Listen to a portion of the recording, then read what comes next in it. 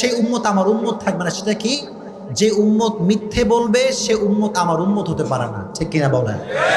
তো যে আপনার সে বাটপারি করছে সে নবীজির উম্মত থেকে বের হয়ে গিয়েছে। আর আপনি যদি ধৈর্য ধারণ করতে পারেন, আল্লাহর উপর তাওয়াক্কুল করতে পারেন, ইন্নামা ইউওয়াফাস সাবিরুনা আজরাহুম বিগাইরি হিসাব, যে ব্যক্তি সর্ব অবস্থায় ধৈর্য ধারণ করবে কিয়ামতের কঠিন ময়দানে আল্লাহ তাআলা তাকে বলবেন তুমি দাঁড়াও। সব মজমা বসা, হঠাৎ করে আল্লাহ বলছে তোমরা কয়েকজন দাঁড়াও।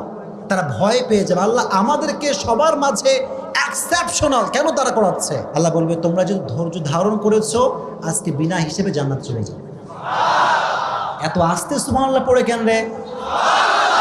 আর একটু জোরে পড়েন সুবহানাল্লাহ। তাহলে কেউ আপনার ঠকাইলে আপনি ঠকছেন না জিতছেন? Number 1 advice. নাম্বার 2 অ্যাডভাইস হচ্ছে যখনই ঠকবেন কষ্ট পাবেন আগেই পড়বেন আলহামদুলিল্লাহ। এত আস্তে কেন? জোরে পড়েন।